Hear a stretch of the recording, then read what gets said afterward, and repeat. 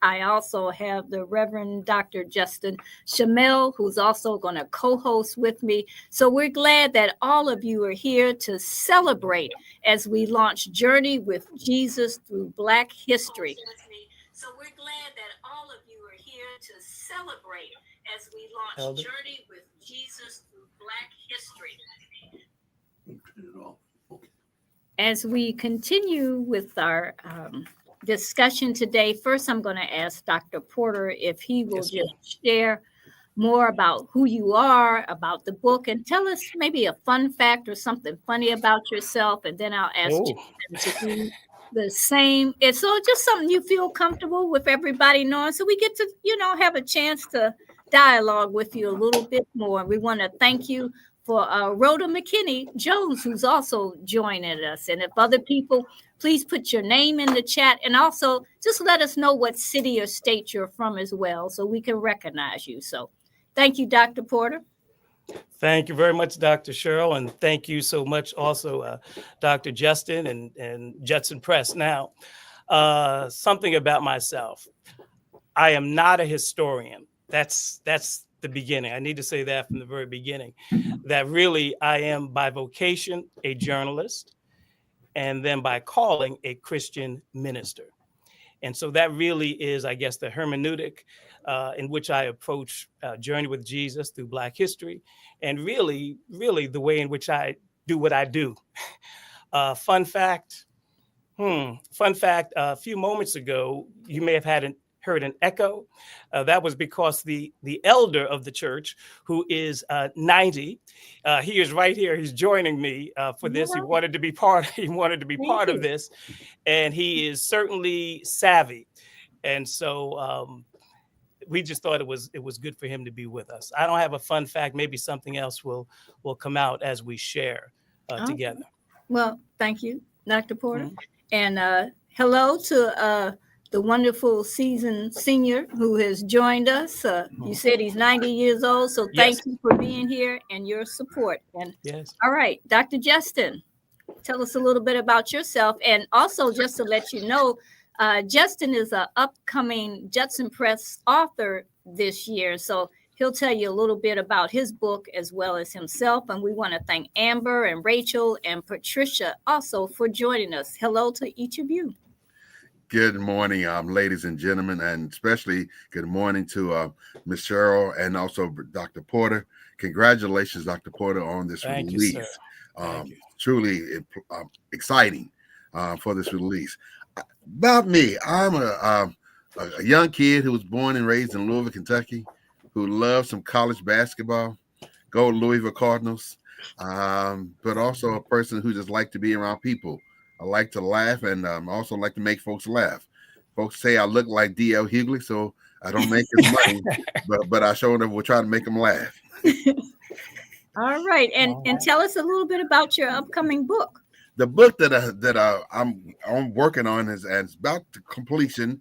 Is called 40 Years in the Wilderness: How the Church Can Support Those with HIV and AIDS. And basically, it's a call to awareness to churches that our ministry need to be expanded to meet the needs of those who are living with a chronic illness, especially those who are living with HIV and AIDS. Often, those individuals feel that the church has abandoned them, has neglected them, and has not embraced them, and therefore feel like they are being scorned, or left out. And therefore, this book is trying to provide some awareness to pastors to take a look and to consider. And then also for the congregations to let's have this conversation. Right. Not only just about HIV and AIDS, but any other chronic illness that may be, that other members are being affected by. Yeah, I think that's very important, because just with all the health issues that are in this country and just in the world, to be able to feel comfortable to speak and to know there's a faith community and others who are present with you, I think just speaks to the goodness and care that God expects from us to share with one another. So we thank you for that. And again, to those who have joined us, welcome. And if someone wants to come offline and say hello to us, feel free to do that as well. So I'll give a second for that, as we also share a reminder, we're part of the American Baptist Home Mission Society, Judson Press is. So we want to thank Dr. Hagray, who's our CEO and our executive director, for sharing. So, Jean, would you like to say hello to us, or Amber or Luis as well? You can come offline and just say hello. Oh, Clarence has joined us too. So, all right. I'm going to go ahead to move in so we can spend our time listening to Dr. Glenn share with us about his book, Journey with Jesus Through Black History. And also those who joined us, please put your questions in the chat. Also, if you have a question you want to share where you want to say that yourself, I will open that up as well too, so you can also participate by speaking as well.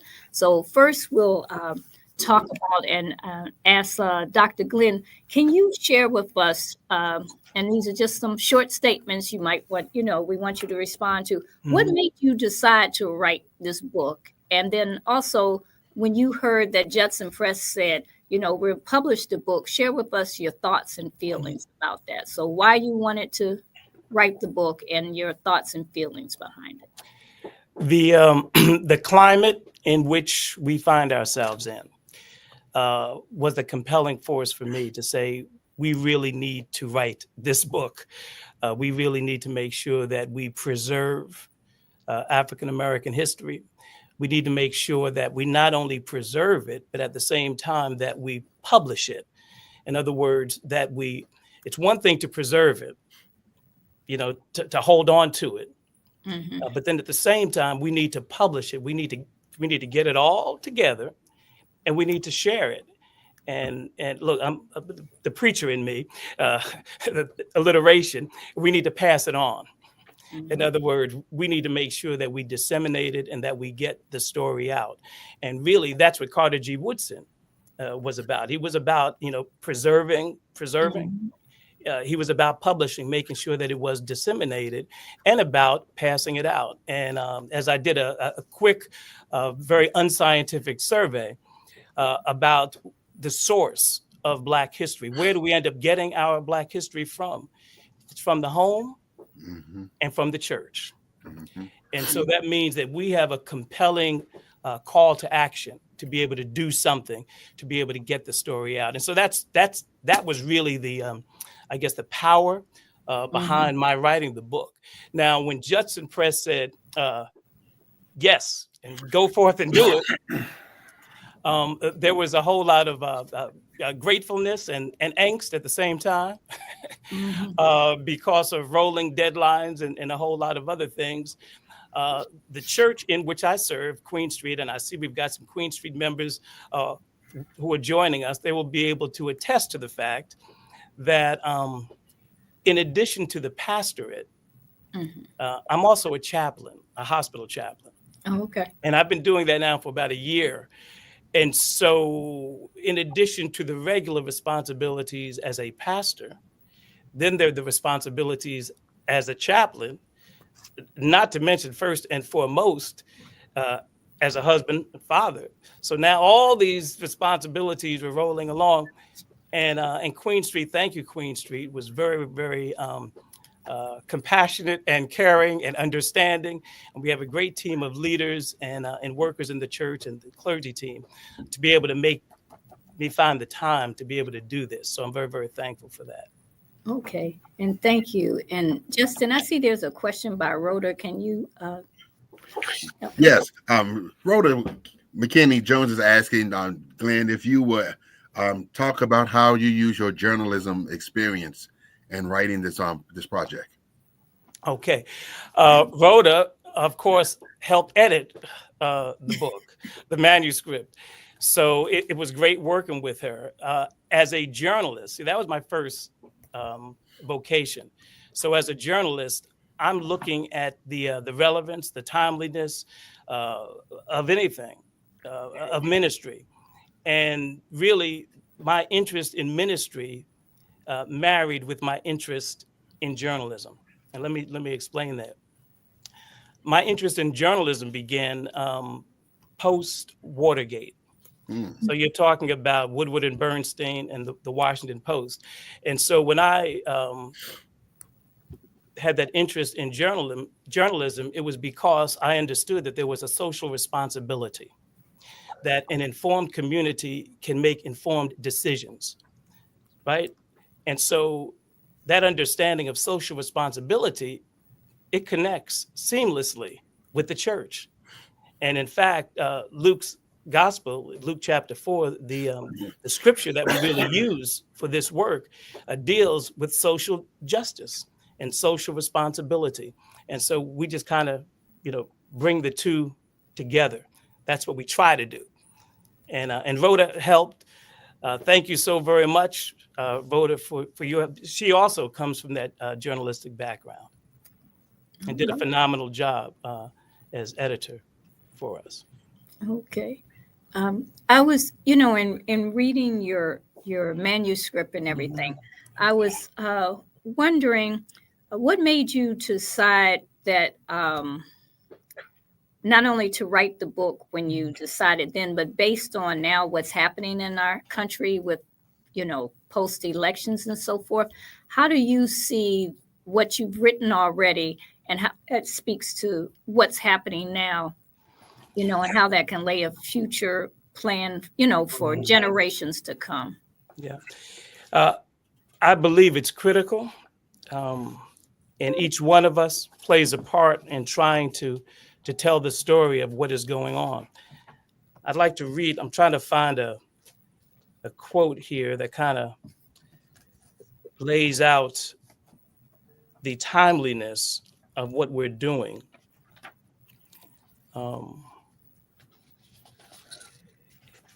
See, I should have marked these pages so that I would not have to go through. Okay, here it is. So in the book, the very beginning in the introduction, it really seeks to put in context what we're going through right now as a nation. And so it's really talking about the need for Black History Month and the need for studying Black history. At a minimum, Black History Month must be observed and nationally supported, especially at this time when unabashed racism has reared its head and xenophobic tentacles are trying to destroy the accomplishments and contributions of African Americans. The world recently witnessed Vice President Kamala Harris's historic 2024 United States presidential candidacy as the first woman of color at the top of a major party ticket. Her barrier-breaking bid for the White House managed to galvanize members of the Democratic Party, as well as some high-profile Republican loyalists who opposed and feared the consequences of a Donald J. Trump re-election. The Faster Than Light campaign lasted only 107 days because President Joe Biden withdrew his candidacy in July 2024. His withdrawal threw the Democratic Party into a frenzy before ultimately electing Harris as the replacement candidate whom he endorsed. A centerpiece of the election campaign was the 2025 Presidential Transition Project published by the conservative think tank Heritage Foundation. And certainly we are seeing that come to fruition, portions of that. In the end, the Vice President's Electoral College numbers fell short. Trump defeated Harris, even capturing a slim majority of the popular vote. This spirited, consequential campaign season ultimately, some say, came down to kitchen table economic issues, while others argue the results were due to racism and sexism. Undeniably, Vice President Kamala Harris secured her place in the annals of history. We've got to make sure that we tell the story. Right now, we're looking at this whole January 6th event, and we all witnessed it. And we're being told, don't believe your lying eyes.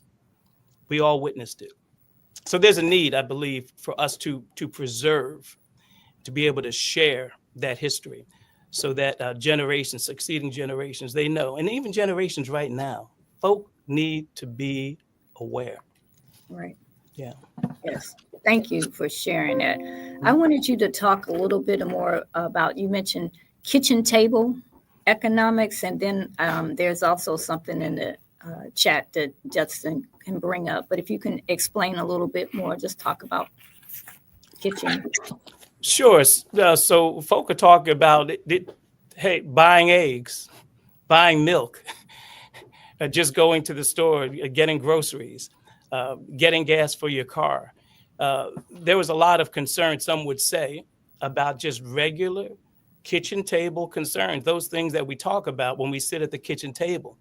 How are we going to pay the rent? Do we have enough money to take the bus? Um, you know, I planned a vacation. Can I really afford to go on the vacation? Do I have to get this medicine or that medicine? Or suppose I put off getting the medicine for a little while. What is that going to do? And those are regular. I mean, those are regular compelling issues. Right. Right. But some would argue that it was more than kitchen table conversation and issues that really decided this election.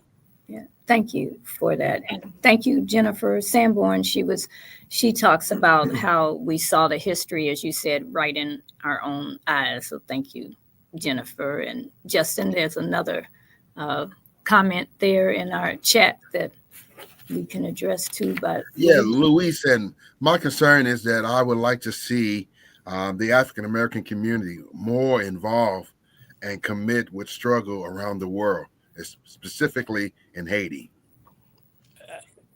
Absolutely. We need to be more committed. Yeah. Again, we're a global community. And so what affects one of us impacts and affects all of us. So we should be concerned about our brothers, our sisters in Haiti. Absolutely. I agree with you. Yeah. Yeah, thank you for that and bringing that up, because that's important. It's not just an isolated awareness or need to fight for justice in one place. It's all over, and it's in different parts of just who we are as people. Yeah. It deals with health, because we know our healthcare system is not the best in this country, from the Medicare to Medicaid to food issues, as you already mentioned earlier, and the need to speak about being just and caring for people and putting that into action and not just words as well. Also, and I was also thinking about, in terms of your book, the way it's laid out, what made you decide to put in the activities, and can you give an example of the activities after each chapter? Sure. So the book is laid out with there's an introduction to kind of really put in context why we need to study Black history, why we need to even have this book and books like it. There is a portion that lays out the origin of Black History Month, which is fascinating to really find out about Carter G. Woodson and his life and his story. It's important to have some type of activity to be able to make all of this come alive, if you will. And so each section, at the end of each chapter, there are activities. I was trying to see if we have joining us today the chair of our Black History Month program. I'm trying to see if her name is on there. I think Deacon-elect Angelina is with us. Say hi if you are, Deacon Angelina. Yeah, have her put it in the chat. Yeah, see if she's there. Right. So so she really, using ideas events that we've done in the past and some ideas from the book, is really helping to bring alive the concerns, the richness of our history. For example, this Sunday, we're going to be celebrating HBCUs. Oh, okay. and as well as fraternities and sororities, the Divine Nine. I know we've got an AKA and an alpha, two alphas with us. I know there's some other folk that are represented. I don't want to get into all of that, but we're talking about the origins of these organizations and how these organizations came together to offer service to the community and really to uplift humanity. And so, those are going to be highlighted. Deacon-elect Angelina, I see that you are with us, and we're talking right now about some of the activities that are listed in the book and how we're taking those activities and really making them come alive in the life of the church. Can you share one of the events? You can just put it in the chat, one of the events that we're doing. I just mentioned the HBCU Sunday and how we're uplifting our HBCUs. Many of them, just like Virginia Union University, started by missionaries, American Baptist missionaries at that. How do I speak into the session? I don't know how. She'll have to just type it in the chat because we're not able to open up for voice. Okay. So she can share that, and then Justin come back can pick that up. And because I know he's probably seen a couple of other things that he can also bring up too, that we can talk about while she's typing. That would be good. Okay. Yeah. So I just felt it was very, very important that we not just read and celebrate, but we need to also engage and do something. And so all of these activities are really a call to action. Advocating even membership in the NAACP, membership in the Southern Christian Leadership Conference, a membership in ASALA.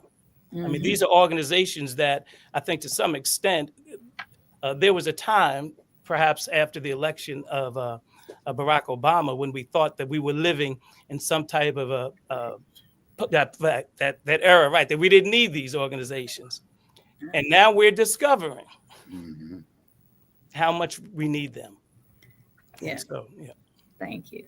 And I know Rachel had written in the chat earlier about your book is timely because we didn't know that we would have to deal with Black history as so much being pushed out. It's not like that isn't new, but the fact that we now have persons and places of power who are not advocating not only in terms of for Black history, African American history, and just what has happened and what we've contributed to it as a people, but it's for all people, all their contributions and how we've come together in so many ways in dealing with injustice as well too. And so I think that's a relevant issue to really, and this also, as we spoke about Haiti, is not just one group of people. And so we want to look at the problem and issues with poverty in this nation, in the world. And again, as someone else mentioned in the chat about healthcare, right? The decline of healthcare is a major issue also. And I think your book, Journey with Jesus Through Black History, speaks to other parts of history and the need to show, again, what we can do and how we can, ways to address the issues of injustice and to make things just. And I don't know if, Justin, you have something you want to add or share with that one as well. Can I share this? And so with all of those concerns that you have laid out, that means that the church now more than ever is going to be hard at work. I know with the colleagues that I'm speaking with, we keep talking about now the responsibility, the obligation, the burden, if you will, the call to action that comes upon the church. I was reading just the other day right here in Norfolk how the food shortage in the food pantries for Norfolk State and ODU, they're asking for food to be able to give to the students in the food pantry because there's a shortage. Already there's an impact. Safety nets are just being cut.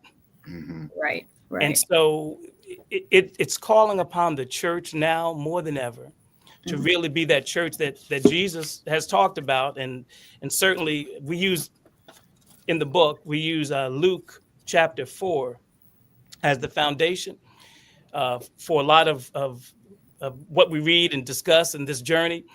But that's the portion where Jesus talks about how the Spirit of the Lord is upon me because he has anointed me to bring good news to the poor.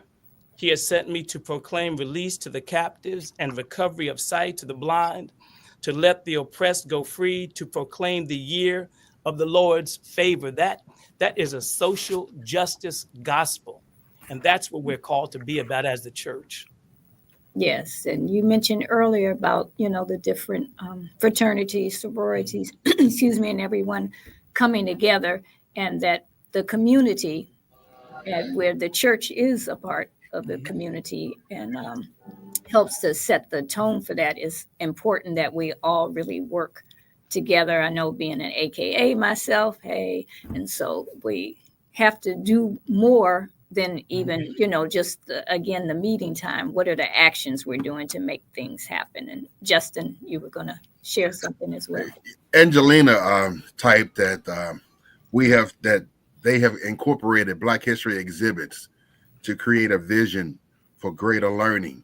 And that's the key right there. We need to create more material to create a greater learning of our history, since they are taking it out of schools. And since they've already taken it out of the history books. All right. And so therefore it's really up to the church, as we used to say, go back to the old landmark, back to the church and start teaching. Because that's where back in the day we was teaching history, was in the church, because that was the only place we could teach without being beat up. And so I think your book was awesome. And I really pray that really pastors really get this book and use it as a tool for Sunday school lesson or Wednesday night Bible study, right? Or even in a form. So therefore, the more we can get this information out, the more that we can preserve our history. But also, I believe there's a scripture in the Old Testament the word said that we need to share our history so that generation after generation after generation would know. Because right now we at the point of where the next two generation is not going to know our history. Yes. Justin, what you just shared reminds me of Joshua chapter 4. All right. When the entire nation had finished crossing over the Jordan, the Lord said to Joshua, select 12 men from the people, one from each tribe, and command them, take 12 stones from here out of the middle of the Jordan, from the place where the priest's feet stood, carry them over with you and lay them down in the place where you camp tonight. And then Joshua summoned the 12 men whom he had appointed from the Israelites, one from each tribe. And Joshua said to them, pass on before the ark of the Lord your God into the middle of the Jordan. And each of you take up a stone on his shoulder, according to the number of the tribes of the Israelites, so that this may be a sign among you. When your children ask in time to come, what do these stones mean to you? Go ahead. Then you shall tell them that the waters of the Jordan were cut off in front of the ark of the covenant. Watch your tone now. Right? And when it crossed over the Jordan, right? So these stones shall be to the Israelites a memorial forever. So the stones have a story. And you're right. It's up to us. Right. It's up to us to be able to interpret. Yes. And be able to share the story of the stones. And so that each succeeding generation knows. Yes. Yeah. Reverend Tech had a question for you. The question is, in the book exercise, in the book it says, is there a suitable activity where engaging in a family setting? Absolutely. Of course, intergenerational activities are in there. Intergenerational events, activities. One of the activities we talk about is creating an intergenerational playlist. All right. Now we do a family fun night Okay. here at Queen Street. So all in the spirit of the Lord. I need to say that, all in the spirit of the Lord, in the spirit of fellowship. And so so we might be in the Family Life Center or in the fellowship hall line dancing, All right. but it's intergenerational. Right. Right. And the music is intergenerational. And Okay. that's an opportunity to teach and to be able to talk about the richness of our music, of our heritage, to be able to talk about what we've done, where we have come from. So yes, my brother, there are definitely intergenerational activities for families. And I think, I'm sorry.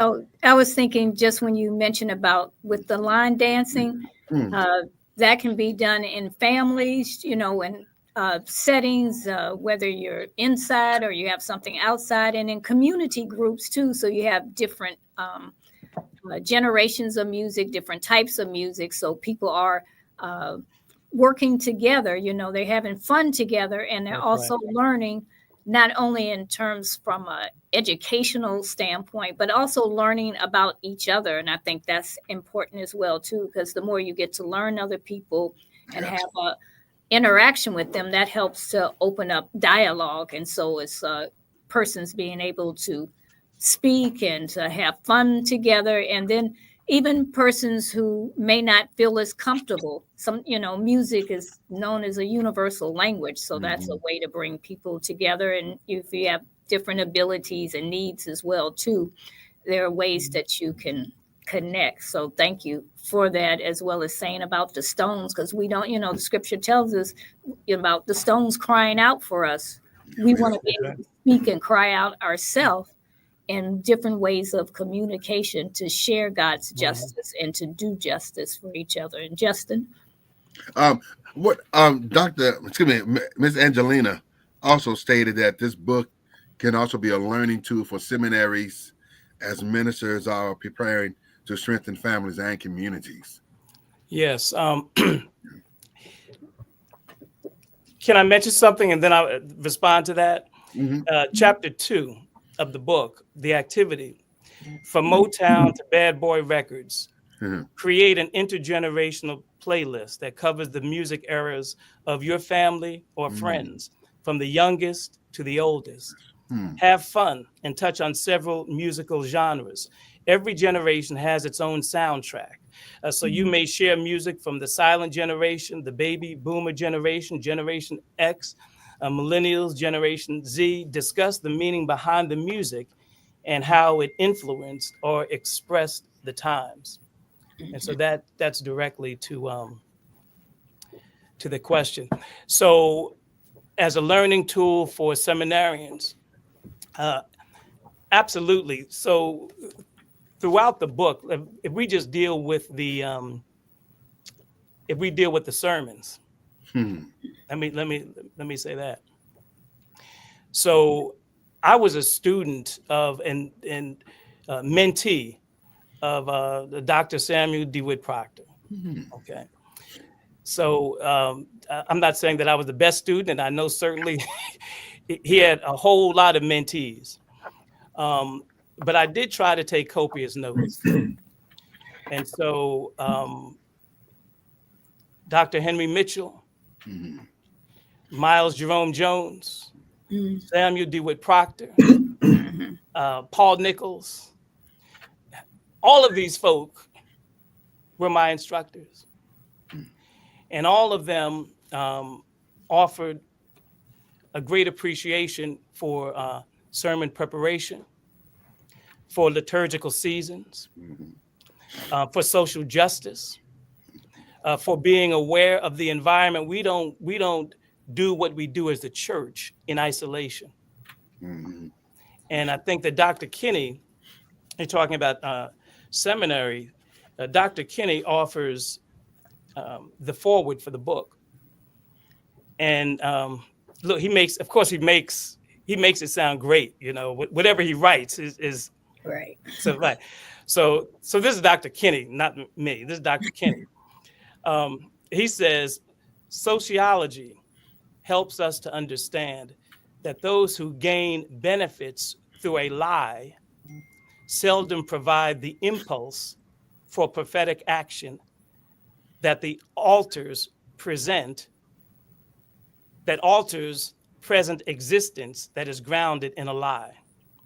Let me read that again. Sociology helps us to understand that those who gain benefits through a lie seldom provide the impulse for prophetic action that the alters the present existence that the lies are grounded in. What they desire, even from their religion, is a message that provides psychological reassurance of the legitimacy of their happiness, goodness, and status.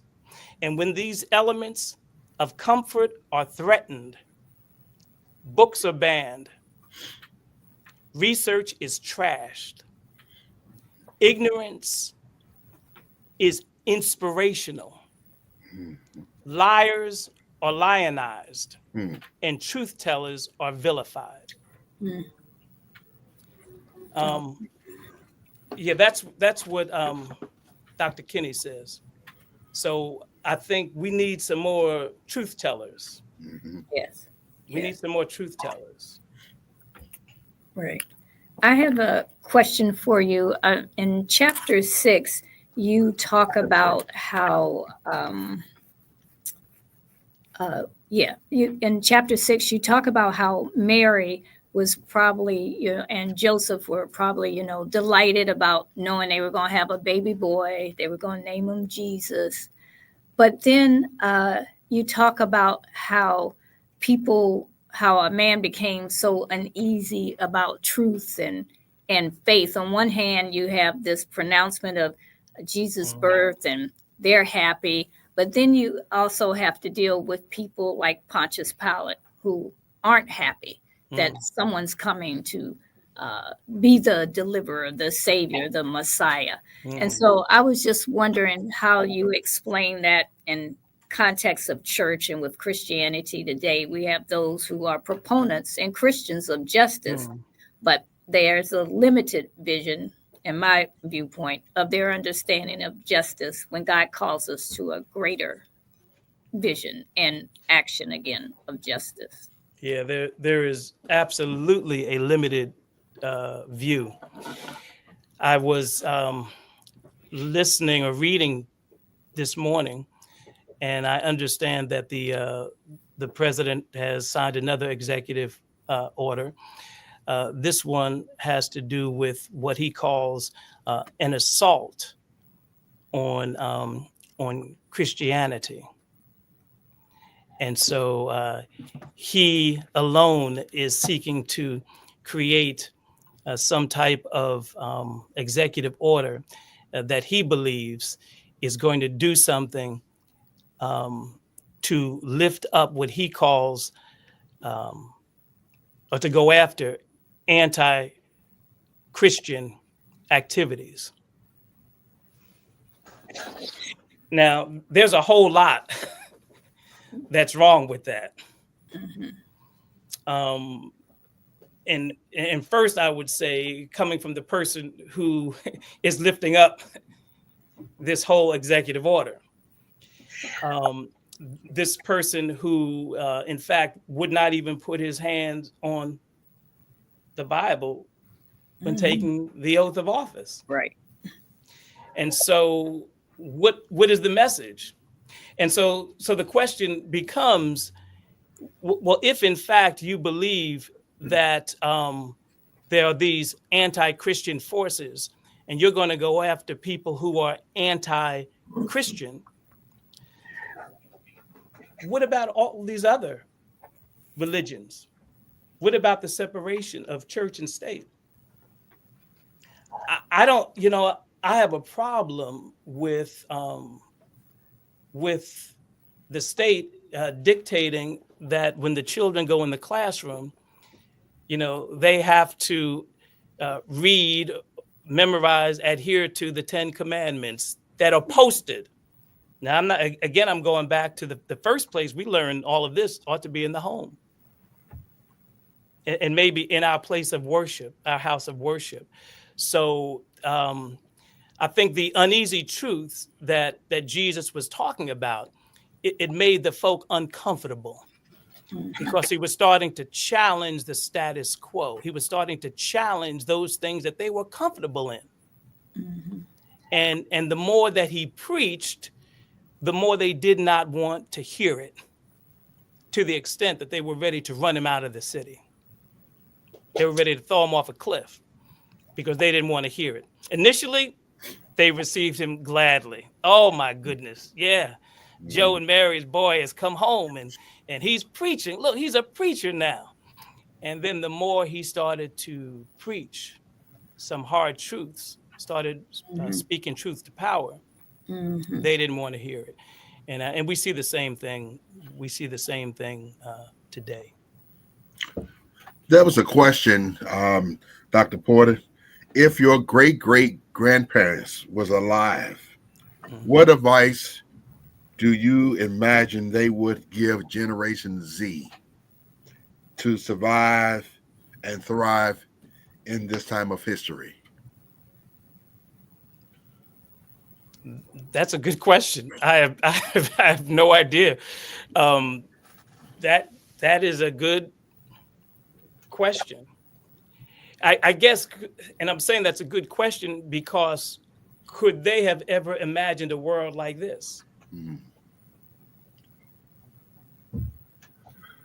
I mean, could we have ever imagined the world in which we live today? So, I mean, I think it is a thoughtful question, and I think it requires some thought for me to even be able to respond, I think, appropriatly. Any ideas? And well, look, let me ask you, Dr. Justin. Yeah, your book. Yeah, get your book and pass the book down to Generation Z. Okay. That's the start right there. That's a thought. Okay. That's the start. That's the beginning, because it takes them from biblical up to the present, and then they can have that conversation with their grandmoms, because now their grandmother's probably the same age as you and I, so their great grandmother maybe still be alive, so where they can go back and have that conversation. I was raised by an old man. He was 59 years my senior. But one thing I loved to do was sit there and pick his brain of how he grew up, and also too how he survived during Jim Crow, why he left Tennessee at the age of 17 and then went to Illinois and then came to Kentucky. And then also his role in gospel music, what role did he play? Because that taught me history right there. Yeah. And that's how I learned history, but also that's how I have a flavor for history and a passion for history, is because sitting there having that conversation with him. And then I even tried to test him, that he was one of 11 kids, and most of them had already transitioned. So I said, I need you to name all your brothers and sisters, and I need you to name them in order. All right. Just to see if he could remember. Yep. Sure. But also it was also learning, because by the time by the time we came around, his siblings was already gone. So that was the only way I can learn about his siblings is through him.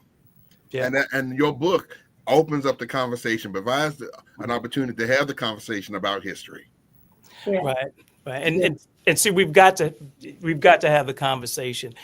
Just like I mentioned, the elder who was with me in the room, 90 years old, grew up as a sharecropper in South Carolina, and ended up becoming a sergeant major in the Marines.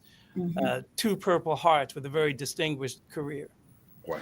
And is involved and engaged in the life of the church.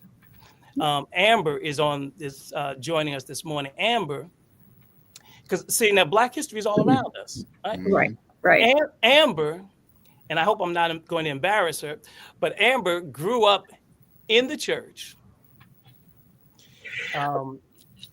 had a love for music, ended up going to Hampton University, studied music, ended up going to the Boston Conservatory, studied music, and is here active, engaged and involved in the life of the church with our choir. She's serving right here. Now, she also was nominated for a Grammy. Wow. Congratulations. And she's right here. A Grammy nominated artist. Right here, soprano, beautiful voice, right here in the church. And so we need to look around. Right. We need to look around. I mean, I mentioned the elder, that's one example. I mentioned Amber, that's another, but there are so many others that are right here. And that's one of the things that we hope that the book will do. As a contextual theologian, the journalist in me also wants to deal with the context. So I'm hoping that pastors and teachers, that they can get the book, that individuals can get the book and look in your own context. What is going on, right in your own neighborhood, in your own family, in your own household?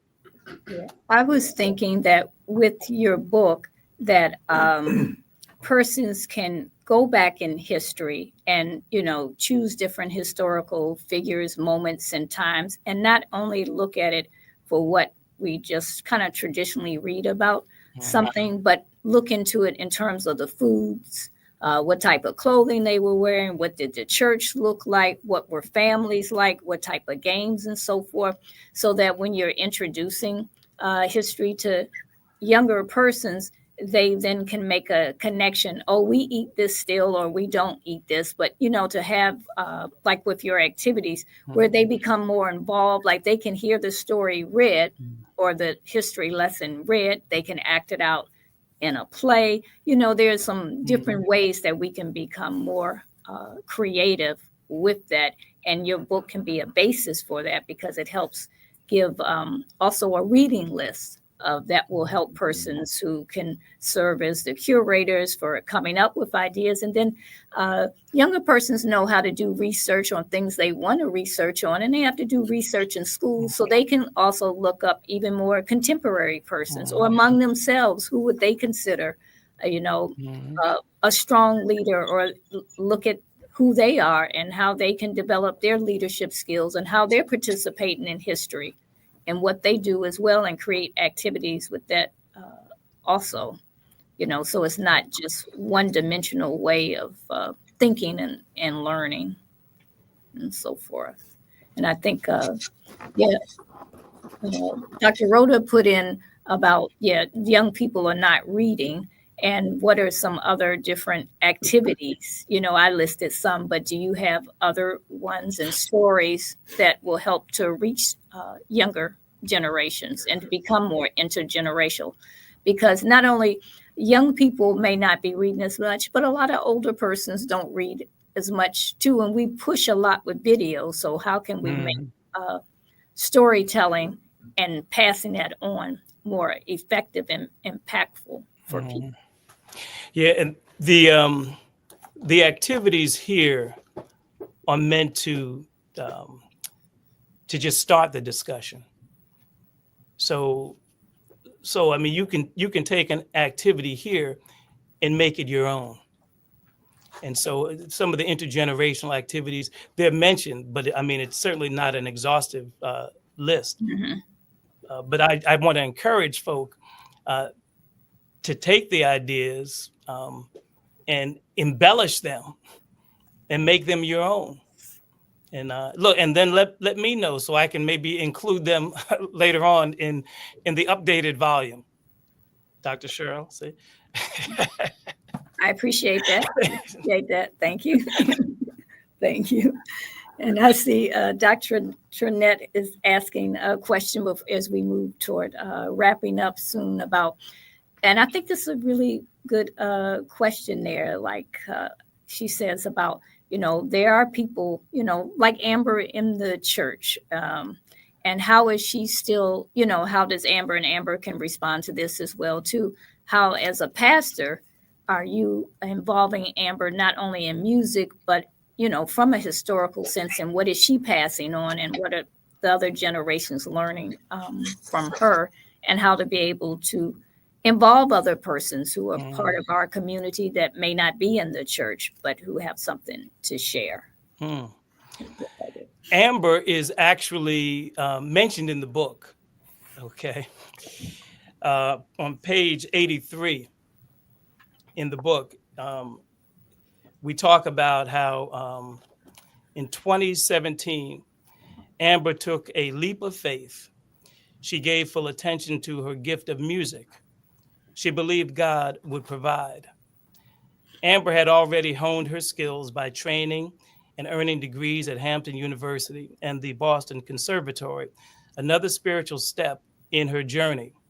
While working on that which she had been called, Amber supplemented her income by driving an Uber. She even had a car sign that read, "Fun fact, I'm an opera singer and I'll sing for tips." So this has to do with, there was a flight, a plane was going to Norfolk, Virginia. And I'm not sure where it started, where it originated, but the plane was going to Norfolk, Virginia. And so on the plane, there was an announcement. A pilot, the flight captain, is flying a plane from Norfolk, Virginia. The flight captain's wife contacted him because she was planning an event for the North Atlantic Treaty Organization, NATO, for NATO dignitaries and diplomats. She had retained the services of an opera singer, but at the last minute, the singer canceled, leaving the captain's wife in a difficult bind. The wife did not know what to do. The flight captain, knowing his wife needed a singer, took a shot in the dark. He asked over the airplane intercom, "Does anybody know of any opera singers in Norfolk?" And when the plane landed, a passenger told the flight attendant, "I know an opera singer in Norfolk. I know this is 2022 at the time, but she was my Uber driver in 2018, and she was amazing. Whatever language you needed, she could sing." And it turned out that the Norfolk-bound passenger gave Amber's contact information to the flight attendant, and the flight attendant gave it to the captain, and the captain gave it to his wife, and the wife called Amber on a Tuesday, and by Wednesday night, Amber was singing for NATO dignitaries, diplomats, and their spouses, and she received a thunderous applause and a standing ovation. And then that next night, she was on the prayer line. We have a prayer line that meets 8:30 in the morning and 8:30 at night. And Amber was on the prayer line. In fact, she was leading the prayer line. And she offered the testimony of what God was doing in her life. That's powerful. You know, that's how God operates if we just step out in faith. And so that's a lesson. And so that's a lesson coming from Amber. And that's an intergenerational lesson. All right. Yes. And I see someone put in the chat that she did a musical history of the church. So that's another way. And you can involve different people. Yes, she did. She did. They can also be musicians. They can be dance with that as well, too. So thank you, Amber, for your gifts and talents and sharing them with so many persons. And also, please look in the chat for the different links for Facebook page as well. And as we wrap up, I just wanted to offer Dr. Glenn any last words to encourage persons why they should purchase your book, how they can share what's in there. I know there's also a feature article of you with Journey with Jesus through Black History and Christian Citizen that persons can go online. That's a part of the American Baptist Home Mission Society. That's a magazine that we have. So you can also find additional information about Dr. Glenn through that as well when you read the article. And again, you can go to American Baptist Home Mission Society and find out more information about Christian Citizen, our website with that as well. But I'd like for you just to share a few closing words, and then I'm going to ask Justin just to remind us again of your wonderful book that's coming out. Sure. So one of the comments, I think someone was asking, they were inquiring about the scripture in the book, and you've got to get the book, and you will see scripture, you will see Bible throughout the book. There are just so many biblical references and citations. And I think that that Rhoda, as an editor, can attest to this. The journalist in me um, wants to make sure that almost everything has the citation. So all of the biblical references, there are a whole lot. They're goo gobs of biblical references throughout the book. But we really start and we use as a foundation the Gospel of Luke. Because Luke's gospel really speaks to a universality. At the same time, it lifts up a social gospel and it lifts up a social justice view. And so that's why that's the foundational text.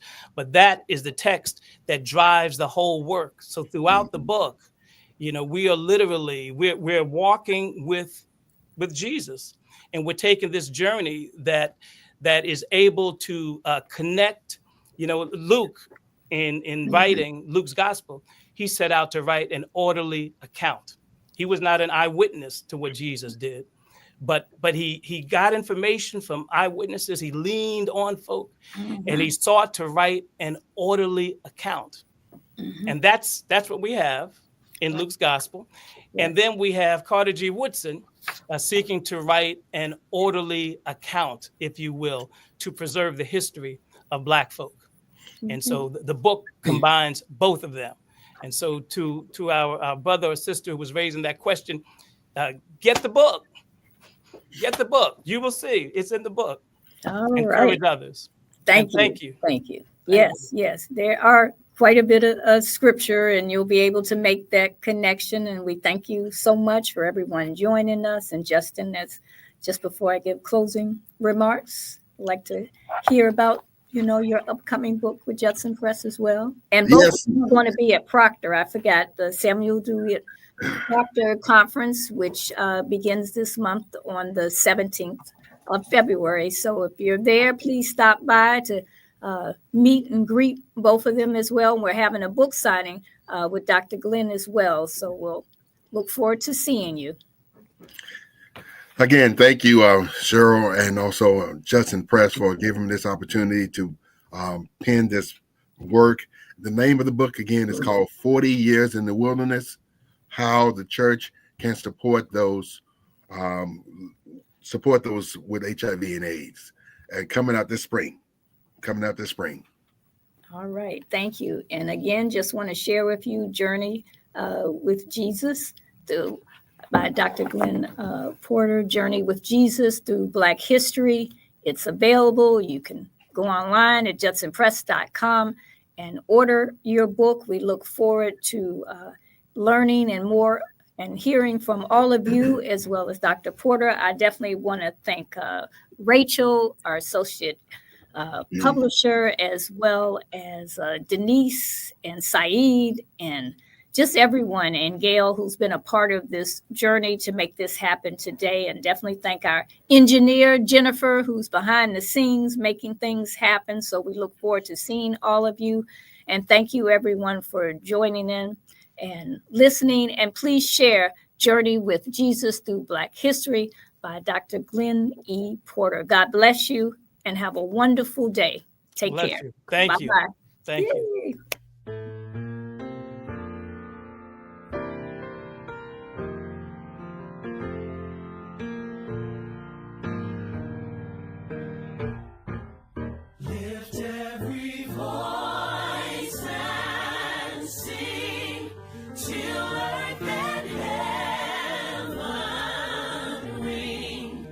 Ring with the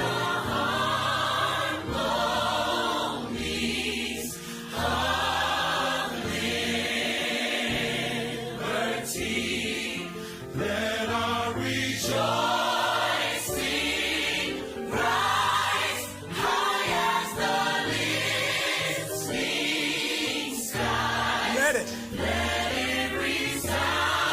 sound.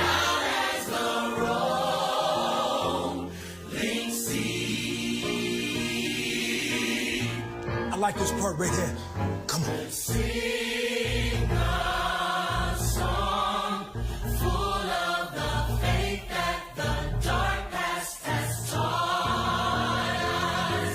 Sing a song full of the hope that the present has brought us. Facing the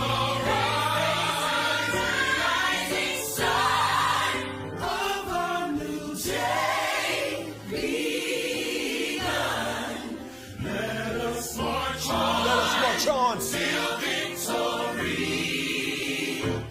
is won. Now we add a little something to it. Just to encourage you. We're going to take you to church later. Let's go. We'll keep marching, fighting till the victory is won. To all my brothers out there. Hold your head up, brother, till the victory is won. To all my sisters in the struggle. Keep believing, sisters, till the victory is won. Till that day. Till that day comes. Hey. Let us march on. To victory.